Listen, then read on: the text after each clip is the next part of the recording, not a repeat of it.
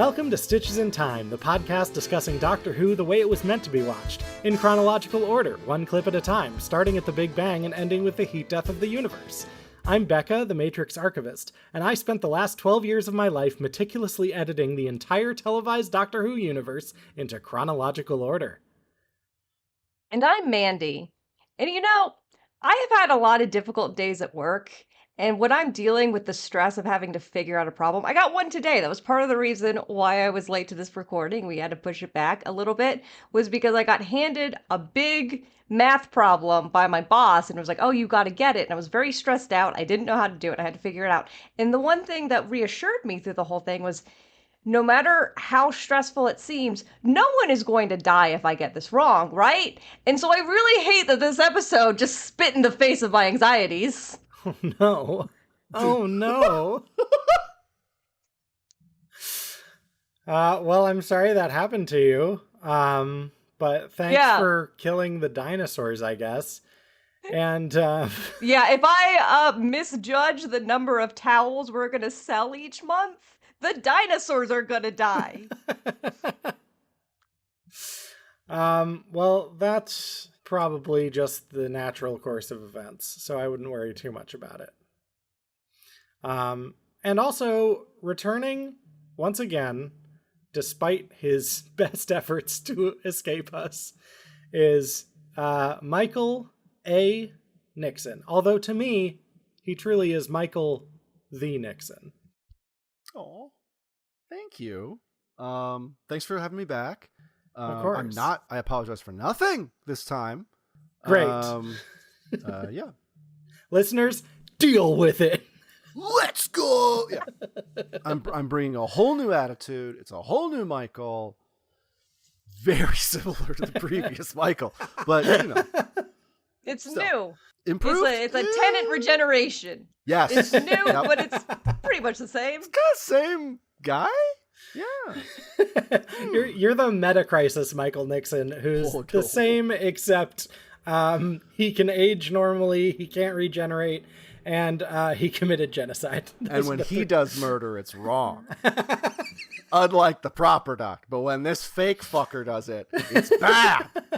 No, you half-human freak. How dare you? Anyway. We'll get there when you get there. I will be there. As you've probably guessed, listeners, by us talking about the Meta Crisis Doctor, we're of course talking about Earthshock. There is no bigger Fifth Doctor fan than the 10th Doctor, so that makes sense. That does make sense. I really like how we kind of got a callback. We talked about this earlier, where in a previous episode, there was that ghost boy who showed up and he was like, if you walk over here, I'll die, and then started screaming. And we finally got payback for that of like, well, now he died. Yeah. This was Time Flight, which we have recorded but not released, which is why you have not heard this. Is that when Adric's in the Master's bondage web? No, that's actually Castrovalva. Oh, wow. Mandy is not going to have any idea what that episode is by the time I get to it. Y'all have put Castrovalva on a very high. Oh, no. In our defense, we are mentioning all of the weirdest parts and none of the actual parts of the plot. Sure. Anyway. To be fair, it is a very weird episode anyway. Yes. This one? It's the start of the universe, and the plot of the entire series as a whole revolves around Castrovalva. Yeah. Shockingly, it does seem that way. It's what I'm learning from your podcast. Yeah. Also, I just wanted to highlight, this is like episode 19 or 20, or I'm not sure which one this is. This is 19, yeah. 19. So you've gone from the Big Bang to the death of the dinosaurs in 19 episodes. You're going to be done with this in like a year, like 2 years. You're going to be done probably. So fast. It's going to be super quick. Yeah, we're now officially into 2 digits million BC. So, big deal. Big deal. You're going to hit that C guy in no time. You're right there pretty fast. This is the Earthshock, but just the part where Adric dies. The best part. the best part. When I Okay. signed up for this block, I was like, Peter Capaldi, riffing in a staircase, Adric dies, third thing we'll get to. I was like, this is like a 3-layer cake for me. This is just good stuff. This is so good eating. You very politely came 3 weeks in a row. Really had to schedule things out with you. Exactly, yeah. Well, we'll see if he comes back next week. I mean, things got, there was a lot of animosity last episode that thankfully we have in the week in between, patched everything up and mostly repaired the friendship, I think. But we had a Slack channel. We had a separate Slack channel. We moved over to Discord a little bit. It was fractious. We each had like a private chat without the third person. Right, like there was like 3 I of those think you just left me out twice. Hang on. Oh, wait. Oh, uh-oh. Oh, no. Oh, no. Mandy was just texting herself. Double Mandy. Really can't stand those Becca and Michael characters. What do you say? What do you think about that? Yeah, I totally agree. Everything you're saying is exactly what I'm thinking. Amazing. It just devolves into a lot of hearts. Earthshock Part 4, just the good parts. Where do we begin, though? Yeah. I'm pretty sure my granny was in this. There was a woman there who looks exactly like my granny. Come on, we've done all we can do. This is your planet. I know, and I realize the consequences of this freighter crashing into it. Oh, wow. Oh, yeah, that's right. The absolute, can we get the Nostromo crew? No? They're actually suing us? Oh, okay. We really have to change a lot of stuff. Never mind. Wow. Ooh, tough crowd. This group of space truckers or whatever. That's what they were. Were they space truck? I don't. That woman was not dressed prepared to be a trucker. Here's the thing is we're not going to find out what they were you are not going to find out what they were for a very long time, probably. True. I don't know how this episode works. Yeah. As far as I'm concerned, my granny yelled at a boy because he was doing his math problems when they needed to leave. On a Selectric typewriter that was the keyboard to the entire spaceship, apparently. Yeah. Because that is my grandma's typewriter. It's funny you bring up your grandma. Adric is entering math problems using, my grandma had that typewriter. It had a plastic cover on it. I just remember it. It's very strange. I wrote dumb little things on it all the time. She was very annoyed. That's amazing. I feel like this is a very divisive moment in Doctor Who because I feel like there are people who love Adric and were sad when he died, and people like Michael Nixon. I'm going to stop you right there. Can you prove that? If there are any Adric fans, hit us up. Let us know in the comments. None of these Big Finish come latelys. I'm talking back in the day. I'm talking classic. Before I was born. Yeah. Let's talk. Message student loans at government.gov. So what do they think about Adric? Government.gov. We also do have an email address. No. You message matrixarchivist@gmail.com. Not for Adric stuff, okay? not for.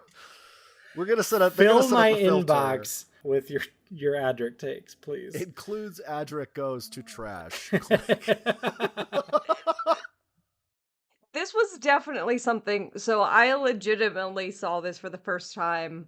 I have been told about it for years at this point, and Doctor Who references it all the fucking time. Like it's a real serious moment that matters, yeah. Yeah, it was my first time actually seeing it.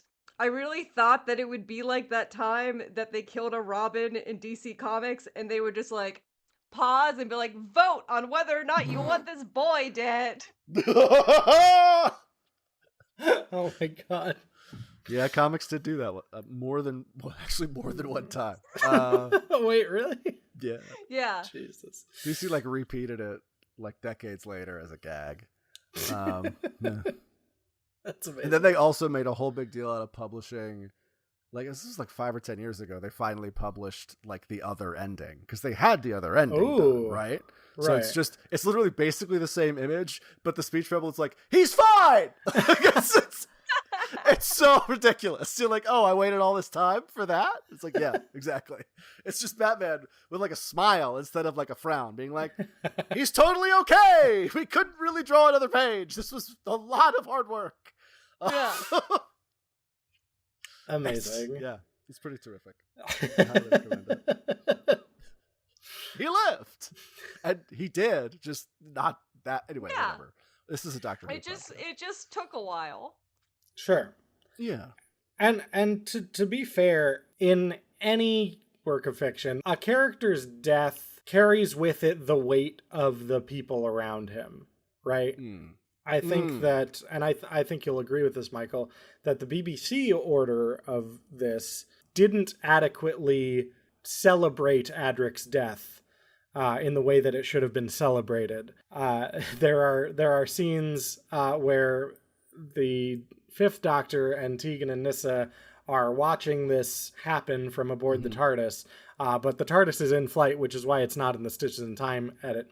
And they're, they're watching it happen, and they get really sad about it.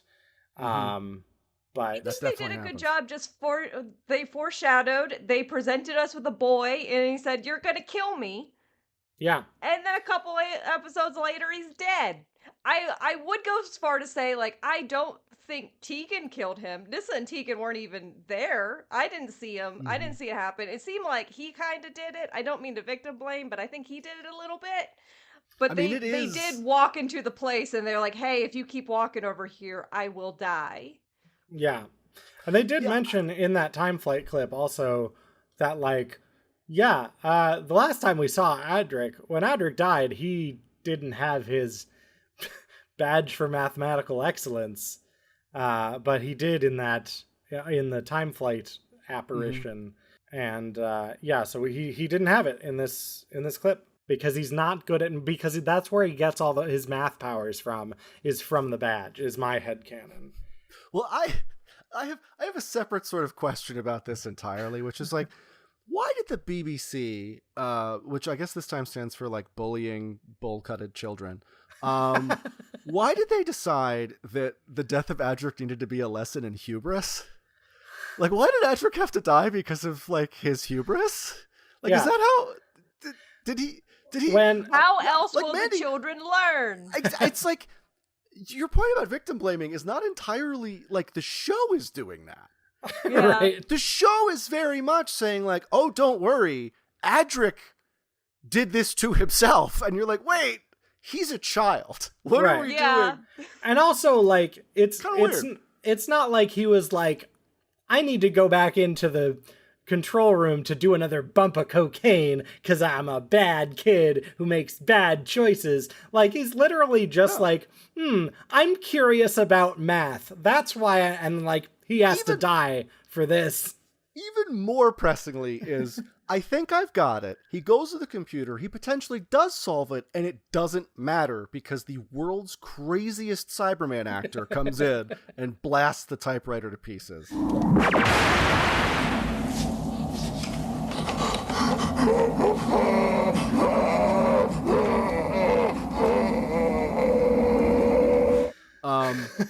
Yeah. I don't know who's playing the Cybermen in this sequence, but they are doing some Venture Brothers stuff, and I love their work. I think we've only gotten a chance to talk a little bit about Cybermen. This is like my favorite like I like Pug Baby Cybermen. 80 Cybermen. This one wasn't entirely Pug Baby-ish. It was a very scrawny Cyberman, like scrawny hunched over Cyberman like this. Mandy, are you telling me if I said to you, he's just a little guy, that wouldn't work on you? Well, he's not like... I think a little guy is like a little doughy guy, and this wasn't like, this was a spindly man. See, the doughy guy, I don't know if that came up in that episode. I probably should remember this, but I have a terrible memory. Was the cyber controller. So he's that big because he eats the inferior Cyberman. That's how that works. Oh! Right? So the scrawny guy would have been a snack if he made it back to the ship. But actually, this scrawny guy might have been fed a sandwich and been allowed to go to the next level of Cybermen, who has a little pouch. I think this Cyberman is a snack, and that's just my... Don't kink shame me. Okay, sorry. So it's the Cyber Control. I apologize now that I'm going to be thinking about Cybermen in later iterations, but it does have this implication that, because, like, moving forward, a lot of the Cybermen in, like, the modern show are, like, very svelte, and it implies that there are fewer bad Cybermen to eat, which means that they're all just very hungry. Like, on the one hand, they're like, oh, we accomplished it, we have better Cybermen. On the downside, oh no, nothing for dinner. Counterpoint, when you get to the 10th Doctor era, there's a scene where he opens up one of the big tin can Cybermen they have, and that thing's just full of noodles. So it could they may have just replaced the interior of the cyber person with instant ramen. We don't know. Yeah. Funky blue ramen, but still. They were thinking ahead of you, Mandy. They did that. They made Hatsune Miku ramen. They got the special Miku ramen. They did it. Yes, that's the Cybermen's master plan. The Cybermen's Miku plan. And I'm not sure. Also, Skyroth made of ramen from the City of Death episode that is actually coming out tomorrow morning. Who isn't made of ramen in Doctor Who? How dare you confuse that beautiful pesto-slathered Italian pasta man, Scaroth, with the ramen, the delicate ramen noodles of the cyber person. That's two different noodles. Hey, Scaroth's a pesto man. Oh, that's why they made him Italian. That makes sense. Exactly. Okay. Yeah. That's why when he dies, he goes, "Mamma mia!" That's how it happens, you know? Yeah. Oh, gosh. Yeah. All right. I'm going to bring up this is like an example. This clip is an example of one of the things that is such a pet peeve of mine in terms of when TV shows will do like math stuff. They'll be like, oh, this guy has to solve a math problem. Doopa-doopa-doo. But in 1,000 years, I could not have predicted that's how this was going. Okay. Talk to me about math. I'm like, I like math. I think there's a lot of interesting stuff. You've already lost like me. Game theory and probability and stuff. And like, I've seen the Monty Hall problem horribly misconstrued in 100 TV shows at this point. The Monty Hall problem is when they sort of run back and forth and the music goes. That's yeah. Okay, thank you. Yeah, I was just making sure. Sorry. It's if they were in that door, how did they get into that door? How did they do the exactly? Yeah. That's Mm-hmm. No, sorry, that's the yakety sax problem. I apologize. I'm sorry. That's a different one. I'm so sorry. The yakety sax. Well, the Monty Hall problem got solved by the yakety sax proof. Oh, God. I love math now. I'm coming all the way around. Once they put that music under that clip, then they understood it. But it just really bugs me where they're like, this guy's a mathematical genius. Let's have him not talk about math at all. It's extra weird because this era of Doctor Who that this clip comes from is like the Chris Bidmead, we want to make the show educational again era. Right. So there's so many opportunities here to like do a math like the people in charge of the show actually know math, but that is such a risk because like, yeah, you get shows like, I know Futurama has done a lot of stuff of like, they've actually had to like do a mathematical proof. Oh yeah. For an episode where they get really into doing the math. I do not think that this is the sort of show where they're going to be getting that deep into math for it. So it's like, oh, I need to quickly solve before we all die the Pythagorean theorem. Right. I have to solve for X. And also, to be fair, yeah, back in the beginning in the early 60s when the show decided it was going to be an educational program, the Doctor did a lot of explaining about how buttons work. True. It's not, as we've discussed. But like, yeah, I understand. It's not a but, good like, idea any of the times they tried it. Like, I'm not defending trying it. But Sure. It would have been a wild time if it's like, oh, the reason that he died is because he forgot the formula for the area of a circle. Now remember, kids, it's pi r squared. I just learned something. I feel like there are so many interesting things that they could have done, and they decided to go with the least interesting version, which was just have him do the problem in his head. Have everything exist in his head. We're not gonna do a thing where we see into his head. We're not gonna have him explain what he's thinking. He's just gonna say "of course" a lot. I'm very happy to report that pi r squared is in fact the area of a circle. I was really worried that I would have to admit that in the exact situation I would have died because I did not remember the area of a circle. We already established that you killed all the dinosaurs earlier today at work, Mandy. It's fine. Yeah. But Becca, it seems like you're really wanting the like static video of him staring as math problems are just on the screen. They didn't have the technology for that back then. They couldn't have done that. You know what I would have preferred is literally anything. Just anything. Have him say a number. That's just do anything. The thing that's really missing from Earthshock Part 4 is Adric going, carry the 1. Like, that's the thing. You're that would have been...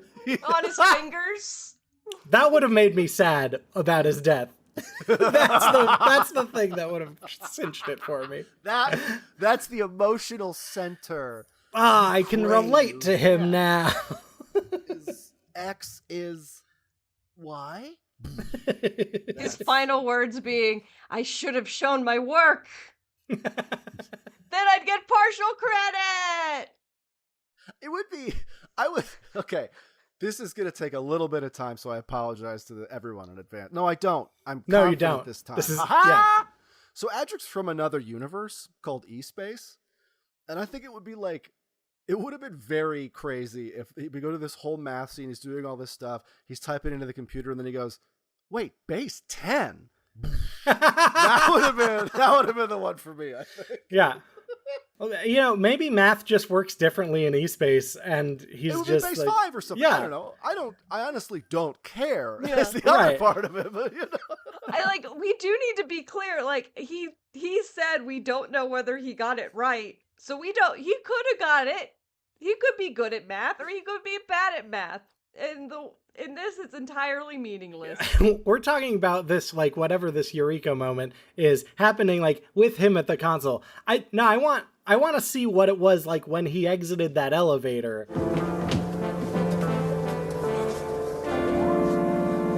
Of course, that's it. Because he's like, all right, I guess I'm gonna leave with all these people, and then he just goes, wait, of course, that's it, or something equally like nothing. And some I'm real just like, Eric Sayward padding just the dialogue. say bullshit. anything. Yeah. Say, oh wait, no, I have to do this in base 8 because of something. I don't know. I don't care. Just something. Just give me something. No. The length of the hypotenuse is the square root of the sum of the squares of the sides. I can't remember the proper way to say it, but I can write it out for you. Exactly. Yeah. Anyway, I'll go down off my soapbox now. Sorry about that. No, stay. Yeah, I love but it. Don't you apologize now. This is the most passionate I've ever been about Math this is podcast. important. But It's not for me. if but, anything, the show is very against math is important. It's kind of like, hey, fuck math, because math didn't matter at the end. It doesn't matter if some guy's gonna come and throw something at your thing. It was like, hey, you should have learned something better than math. Yeah. You should have learned how to throw a punch, maybe. So you could beat up that guy. Dr. Lucifer is one of those crazy old guys who yells about people learning civics. That's what we need. Thanks, Dr. Who. I mean... Maybe you should have learned how to balance a checkbook. Among the scenes that are in the TARDIS that are not in this clip. So why the fuck are we talking about him, Becca? You're right. I'm sorry. Podcast Who over. gives a shit? This is Stitches in Time. Well, So there's this whole controversy in this episode also of the Doctor shoots a Cyberman with a gun like several times. And then there's the whole well, the Doctor doesn't use guns except sometimes. Clearly he fucking does. Yeah. Anyway. Because I watched the BBC Order one as well, just to over prepare. They're doing this while Adric is on the ship that's about to crash into the Earth and explode and everything, and they're being held hostage by the Cyberman. If you're trying to get out of there and you're trying to be no, we gotta go save Adric, you gotta do what you gotta do sometimes. For example, not save Adric. Yeah, exactly. Well, I feel maybe that's why people were so upset. It's just they were trying too hard to save Adric, and the Doctor used a gun, and that's unforgivable because Adric shouldn't have even been saved. Wait, did he shoot a Cyberman in the TARDIS? Yeah. What about the state of temporal? You know what? It never is real anyway. Never mind. Nothing matters. The state of temporal grace is a lie. I don't think it's real. I think it's a lie the Doctor tells. Maybe that got installed after this episode. The state of temporal catch these hands. The state of temporal grace is actually just Dr. Grace Holloway with a catcher's mitt. She's I'll catch the bullet. It's fine. And she's just not at the TARDIS yet, so it's not working, Yeah. The other thing, so I watched some behind the scenes stuff, and they talked about this a little bit, and I didn't notice this until this time that I watched it. In the wide shot where the Cyberman comes in to shoot Adric, he's he's typing away at the thing, but then they cut to the wide shot and he's very tentatively touching the keyboard. Yes. Specifically because it's rigged with special effects sparks. He's a child. Yeah. He shouldn't be in the same room as the explosives. Yes. Yeah. The BBC is really irresponsible for almost blowing off a child's hands. Yeah. Becca, I just noticed what your shirt is. It's very thematically relevant. You might have actually mentioned this already, but very good. I have not mentioned it, but yeah, I'm wearing a Jurassic Park shirt. This does make me realize, because I guess I'm going into crashing is the death of the dinosaurs. Mm-hmm. Mm-hmm. I never saw a dinosaur. They never went to go see dinosaurs? Sorry. No. Never? Well, there's that clip from the new season, but yeah, Space Babies, they saw dinosaurs. Were there dinosaurs in there? Yeah. They go to Wisconsin. I just remember the butterfly. I guess I gotta zoom in. Yeah, there's one dinosaur in the distance that's definitely not an asset from the previous documentary about dinosaurs. I wanted them riding a dinosaur. Oh, you will get that later. We do. Strangely enough, but they're dead. No, somehow some dinosaurs survived. A minor spoiler warning for you. Minor spoilers. You will get to see that thing you want. So Adric didn't even get he fucked that up too. Yeah, he's not even there. He didn't even get all of them. My least favorite 11th Doctor episode, but you do get to see it. It's fair. This is similarly to the complaint about the Doctor just straight up murking people. We see it in Victorian England. We see it in the 70s versus Unit. We got some dinosaurs. Don't worry about the dinosaurs. They bring the dinosaurs to them. Yes. Rather than they never just go and see the dinosaurs. No. See, you don't want to be outnumbered. True. They learn the lessons of Jurassic Park. You want one of each, 2 tops. A little bit of a chase in the 3rd act. 3 tops, because 3 triceratops. But yeah. And you have to have 400 of those little running guys. You need a bunch of them. The little raptors. Those little guys, yeah. So you can those drive the ones car with the little get guys. Ya? I don't know, probably, but have you seen those movies? Those are the ones that get you. They all get you, really. I feel like brontosauruses really get me, Aww. Because I'm tall, and they're tall.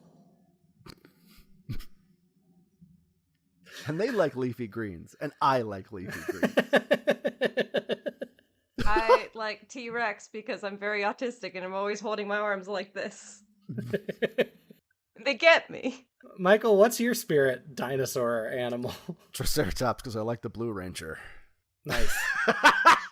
That's it. You know what? I didn't realize that there was a correct answer to that question, but that's absolutely. And you still got the wrong one. It's pterodactyl. No, that's You gotta pick the girls. Oh yeah, there are pterodactyls in the Wedding of River Song as well. Oh. We have so many. It is weird that there are more dinosaurs in Doctor Who after they go extinct than before they go extinct. And more often than not, it's like a visual signifier that something's gone wrong, rather than, yay, some dinosaurs survived. Very rarely are people jazzed about it in Doctor Who. Every time they're like, oh! There's never a scientist who's like, this is going to be the best 5 years of my life. There's that, I don't know. Maybe an Invasion of the Dinosaurs? I'd like to take this moment to plug the Stitches in Time YouTube channel, because you absolutely have to see Michael make the face that he just made doing that action. It was lovely. It was lovely, and you're perfect. I served time as a social media manager, so it's only fair that I become social media fodder myself. I become that which I hate the most, social media content. Ashes to ashes, dust to dust. I have become hashtag content. Oh, one other crazy thing I just want to point out in this episode, please, is you have the location listed as aboard Briggs's freighter. And when did Nicholas Briggs buy a freighter? When did the voice of the Daleks? I mean, he's been voicing the Daleks for a long time, so I guess he just had enough money to buy a space freighter? You think the voice of the Daleks can't take over a space freighter? What's going on? And you can't upgrade the keyboards from Selectric typewriters, Nick? What's he spent all the money buying the space freighter. I guess that's true. He just bought the like hull basically, and he had to like furnish the rest of it himself. So that's where he had to cut costs. So he bought a thrift shop and just threw it all in. Yeah. Perfect. Yeah, it is. So that's, I will say, like, when I am labeling locations, it is sort of disappointing when I like it when spaceships have names, because then I can just say the name of the ship. But sometimes they just have owners, so I have to have things like this. Or sometimes it's just unnamed, unowned mystery, and it's just aboard a ship. Similarly, you think a time travel show would keep better track of what year it is, but there are just like whole episodes where they never even mention when they are. And you're like, yeah, exactly. Which is why I have to have, random number generators. Exactly. So often. Such as the previous episode, which is familiar, and the next episode, which is going to be Time Crash. Oh, geez, spoilers. But they already did. They did a crash. Why wouldn't they call this one Time Crash? Well, this one's called Crashed. Earthshock is pretty good. I mean, I assume that it's pretty good. Maybe the next one, I have to assume that we're seeing the wreckage of the crash. It's the stuff happening immediately afterward. Funny enough, yes, a little bit. Like it's funny you mentioned the Time Crash was in the random number generator, because it does immediately follow the events of this story. It does. Kinda. Well, no, that's Kinda. That's a difference. Never mind. Michael, remind everyone where we can find you on the socials media. Why would you want to do that? I'm at Michael Nixon on some of the various socials media. Find me or don't. It's up to you. I usually don't post anymore. You can find the incredible new show I'm going to be a part of called Good Chaotic. You can find us at Good Chaotic Pod on the various socials, not X. Keep an ear out for Good Chaotic coming soon. Bye. Yay. Bye, friends. Bye-bye. Thanks for listening to Stitches in Time. Music by Becca the Matrix Archivist. Art by Mandy Akenda. Logo by Ben Padden. Email us at matrixarchivist@gmail.com.